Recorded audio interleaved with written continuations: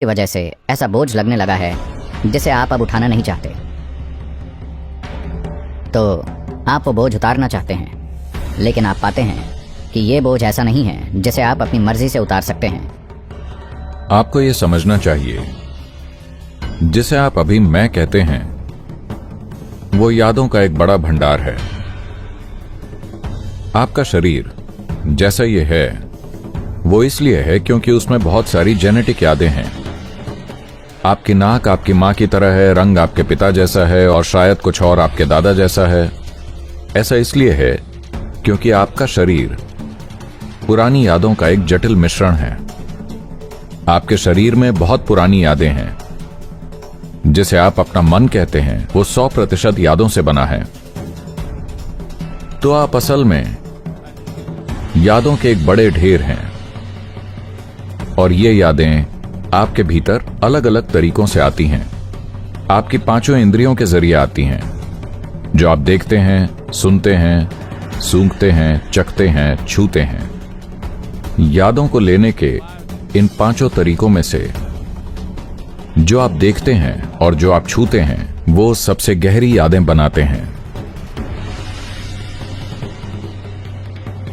खासकर जो आप छूते हैं वो आपके सिस्टम में एक गहरी छाप छोड़ता है। तो जब आप जीवन साथी कहते हैं तो आपने उन्हें छुआ है और अब उससे जुड़ी एक याद है।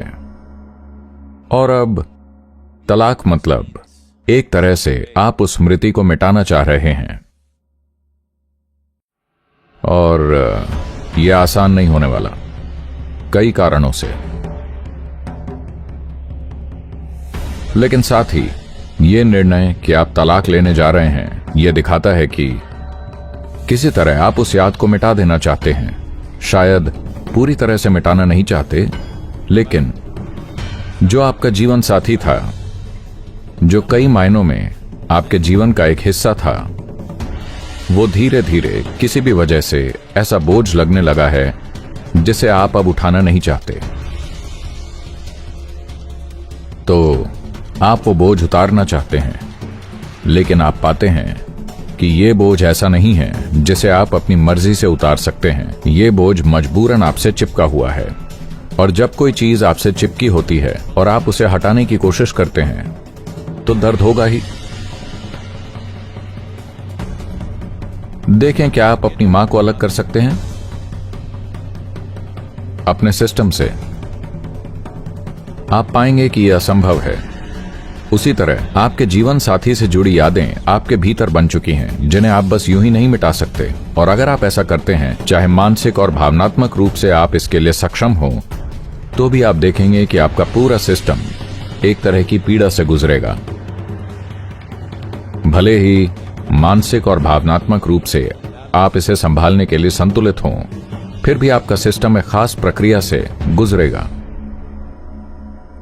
आप देखेंगे कि खासकर जब आप अपने जीवन साथी से बिछड़ जाते हैं तलाक या मृत्यु की वजह से, तो आप पाएंगे कि उनकी स्मृतियां आपके भीतर और भी गहराई से उभरने लगती हैं। खासकर जब मृत्यु होती है तो आपके शरीर की हर कोशिका में उनकी स्मृतियां जागने लगती हैं। अगर दोनों लंबे समय तक साथ रहे हों, यह सिर्फ एक मानसिक या भावनात्मक प्रक्रिया नहीं है, यह एक भौतिक प्रक्रिया भी है। तो तलाक एक तरह से अपनी इच्छा से मरना है। आपने उसे खत्म करने का निर्णय ले लिया है, जो एक तरह से आपका एक हिस्सा है। यही वजह है कि जो लोग जीवन की वास्तविकता और इस पूरे सिस्टम के काम करने के तरीके को समझते थे, वो हमेशा कहते थे, जब तक मृत्यु तुम्हें अलग न करे तब तक तुम अलग नहीं हो सकते। क्योंकि शरीर में इसकी एक भौतिक स्मृति होती है और शरीर मन जैसा नहीं है। मन सोचकर पलट सकता है, लेकिन शरीर ऐसा नहीं कर सकता। आप जितनी ज्यादा यादें इसमें जोड़ते हैं, ये उतना ही भ्रमित हो जाता है। तो शरीर एक तरह की स्मृति को बेहतर तरीके से संभाल सकता है।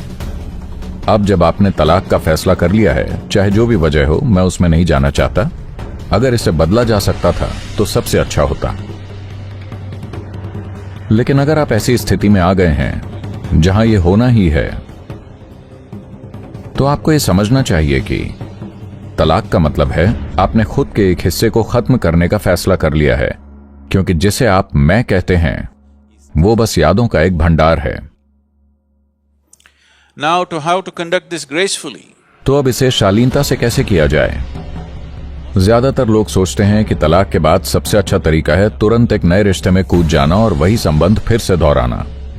नहीं, ऐसा करने से आप अपने सिस्टम में और ज्यादा संघर्ष और अशांति पैदा करेंगे। ये बेहद जरूरी है कि शरीर को पर्याप्त समय मिले यादों को खत्म करने के लिए। शरीर को पर्याप्त समय मिले उन यादों से दूरी बनाने के लिए, वरना आप खुद को ऐसी स्थिति में ले आएंगे जहां जीवन में अपने आप को शांत और खुश रखना आपके लिए बेहद कठिन हो जाएगा। तो इस प्रक्रिया को शालीनता और अच्छे से पूरा करना उतना ही जरूरी है जितना कि जीवन के हर पहलू को शालीनता और अच्छे से जीना। अब दो लोग जिन्होंने अपनी भावनाएं, शरीर, संवेदनाएं और रहने की जगह साझा की हों, उन्हें अलग करना, क्योंकि दोनों की यादें कई तरह से आपस में जुड़ गई हैं, इसे अलग करना एक तरह से खुद को तोड़ने जैसा है। भले ही आप अब उस स्थिति में आ गए हों जहां आप उस व्यक्ति को देखना भी नहीं चाहते, फिर भी दर्द होगा, बस इसलिए क्योंकि आप उस याद को मिटाने की कोशिश कर रहे हैं जो आप खुद हैं, क्योंकि आप यादों के ढेर हैं। अगर कोई व्यक्ति जरूरी आध्यात्मिक साधना करता है, अपने भीतर पर्याप्त काम करता है इन ऊर्जाओं को स्थापित करने के लिए जो कि आप हैं, आप सिर्फ जीवन साथी से अलग हो रहे हैं, खुद से अलग होने की जरूरत नहीं है। लेकिन आपको यह समझना चाहिए कि आप पहले ही खुद से दूर हैं, आपने खुद से ही काफी दूरी बना रखी है। आपने अपने जीवन को पोषित किया है एक साझेदारी, एक जुड़ाव या एक बंधन बनाकर, निर्भर करता है कि आपने इसे कैसे निभाया है, ताकि आप खुद को किसी तरह पूर्ण महसूस कर सकें। ज्यादातर रिश्ते इसलिए बनाए जाते हैं क्योंकि आपको लगता है कि आप अपने आप में पर्याप्त नहीं हैं, पूर्ण नहीं हैं, लेकिन जीवन ऐसा नहीं है। यह अपने आप में एक पूर्ण जीवन है, इसे बाहर से किसी सहायता की जरूरत नहीं है। तो अब जब आप इस स्थिति में आ गए हैं, तो यह समय है भीतर मुड़कर देखने का। यह समय है कि आप इस जीवन की पूर्णता को जानें। यह समय है जानने का कि यह जीवन अपने आप में संपूर्ण है, इसे बाहरी सहारे की जरूरत नहीं है। जैसा यह है वैसा होने के लिए, समाज में जीने के लिए हमें एक दूसरे पर निर्भर रहना पड़ सकता है, लेकिन इसका जो मूल अस्तित्व है, इसका जो संतुलन है, इसका जो अंतरतम है और इसमें जितनी संभावनाएं हैं वो अपने आप में संपूर्ण है। हमारी परस्पर निर्भरता केवल बाहरी जरूरतों के लिए है, लेकिन हमारा आंतरिक अस्तित्व अपने आप में संपूर्ण है। आप अपने साथी से अलग हो रहे हैं जो अपने आप में दुखद है, कम से कम अपने आप से अलग ना हो।